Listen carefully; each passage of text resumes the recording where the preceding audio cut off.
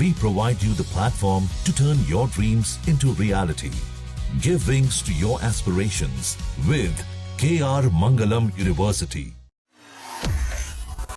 Middle east तनाव के चलते चावल की कीमतों पर दिखने लगा असर। तो ये आपको बड़ी जानकारी दे रहे हैं, जहां मिडिल ईस्ट में जारी युद्ध और तनावपूर्ण हालात के बीच भारत से चावल निर्यात एक बार फिर शुरू हो गया है। लेकिन इस बार बाजार की स्थिति बेहद अस्थिर बनी हुई है।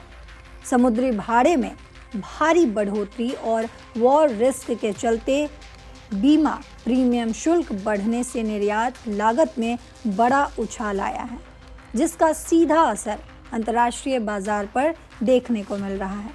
तो वहीं जानकारी के अनुसार जो समुद्री भाड़ा पहले $200-400 प्रति कंटेनर था, वो अब बढ़कर $2300 से $2500 तक पहुंच गया है।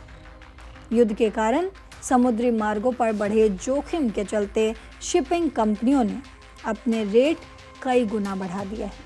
कई रूट्स को डाइवर्ट किया जा रहा है, जिससे ट्रांजिट टाइम और लागत दोनों प्रभावित हो रहे हैं। और इसके अलावा बीमा कंपनियां भी हाई रिस्क जोन में भेजे जाने वाले कार्गो पर अतिरिक्त प्रीमियम वसूल रही है। इन परिस्थितियों का असर चावल की कीमतों पर भी साफ दिखाई दे रहा है। अंतर्राष्ट्रीय बाजार में चावल की कीमतों में तेजी आई है और लगातार उतार चढ़ाव भी बना हुआ है।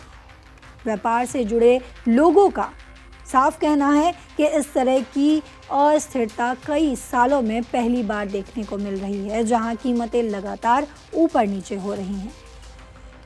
मांग के लिहाज से मिडिल ईस्ट में भारतीय चावल यानी खासकर बासमती की डिमांड अभी भी मजबूत बनी हुई है और यही वजह है कि बढ़ी हुई लागत और जोखिम के बावजूद निर्यात गतिविधियां जारी हैं।